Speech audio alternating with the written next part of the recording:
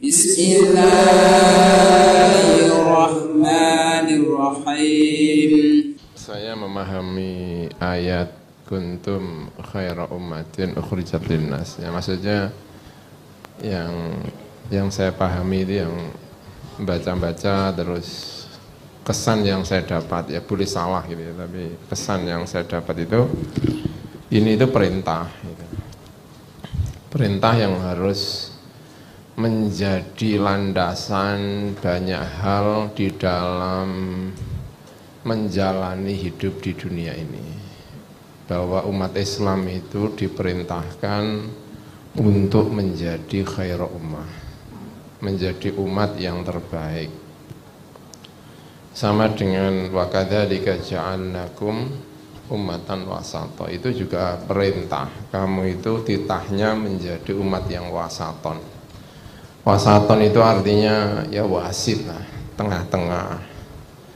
Wasit itu tahu banyak hal.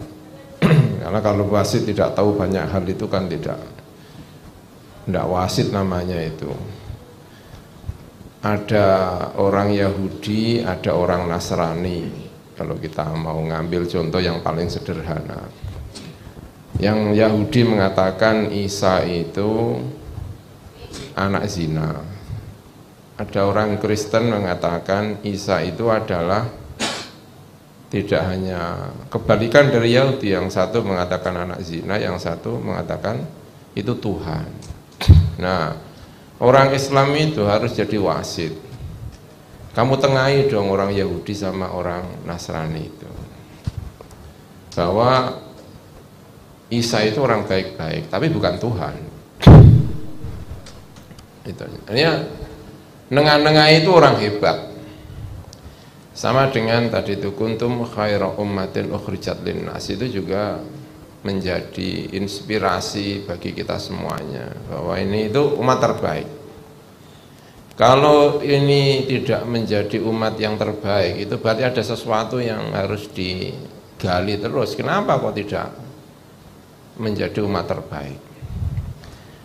Indonesia itu Muslimnya 85%, tapi itu tidak terbaca dalam ekonominya. Seharusnya kalau 85% itu ya ekonominya mendekati lah, kalau tidak ya 70 kan sudah baik. Tapi saya kira umat Islam itu 85, tapi mungkin ekonominya mungkin ya enggak tahu, mungkin 30 apa 20 gitu ya. Itu kan tidak terbaca. Oke. Di bidang hukum juga enggak terbaca. Kalau ada hukum-hukum yang top-top itu nanti jenenge itu bangsane Hotman Paris, terus apa meneh ngono ya, Oto. Iki 85% tapi kok mencari ahli hukum saja itu urusan pondok pesantren yang datang Luhut itu kan ya. Ini sebetulnya 85% apa sekian persen ya. Nah kuntum khairu ummatin itu dengan wa kadzalika ja'alnakum ummatan wasatan itu bukan klaim, tidak hanya sekedar klaim gitu maksudnya, tapi itu perintah. Itu adalah perintah. Karena itu kalau memutuskan segala sesuatu itu harus dipikirkan, itu mendukung ini apa enggak. Kadang-kadang kita itu kalau basul masail itu yang penting pokoknya diketok, tapi mengarah ke sini apa enggak. Misalnya saja tiba-tiba ada pendapat begini, setiap perempuan tidak boleh keluar kemana-mana. Apakah itu nanti akan mendukung kewajiban muslim menyediakan dokter perempuan? Karena kita diperintahkan untuk punya dokter perempuan, terutama dokter kandungan. Nggak nyaman rasanya istri ngandung itu dokternya laki-laki. Nah saya tidak yakin ini sudah ada dokter kandungan perempuan. Sudah ada apa belum ini? Ya. Nah itu ada masalah apa ya? Saya itu pelanggaran sakit gigi di Rembang itu. Dan dokter gigi itu kadang-kadang kalau itu kan sok kamu nggak pernah ya gosok gigi ya. Dokter gigi. Nah, dokter gigi yang baik di Rembang itu ndelalah itu ya nggak ada yang bukan yang muslim. Ini ada apa ya?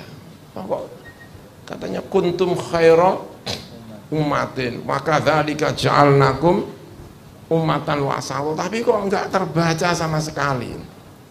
Gitu loh. Umat Islam harus tetap menjadi kuntum khaira umatin. Pokoknya keadaannya seperti apapun, itu yang terpenting terbaca bahwa umat Islam tetap menjadi kuntum khairu ummatin. Mau Pancasila, yang penting adalah Islam menjadi kuntum khairu ummatin. Sistem apa saja nggak ada yang sempurna. Untuk menjadi khairu ummah itu setiap gerak berarti harus karena Gusti Allah. Kalau saya jadi dokter ya karena Gusti Allah. Kalau saya jadi apa itu kepentingan utamanya diantaranya itu. Makanya kita support lah umat Islam ini sehingga akan terbaca kuntum khairu ummatin. Itu sebetulnya karena punya keyakinan kalau tidak nyaman itu sulit. Mau jadi bupati ya sulit. Pasti kalau jadi bupati iki janjane iki ngene iki cara agama iki bener apa setengah darurat iki. Setengah darurat.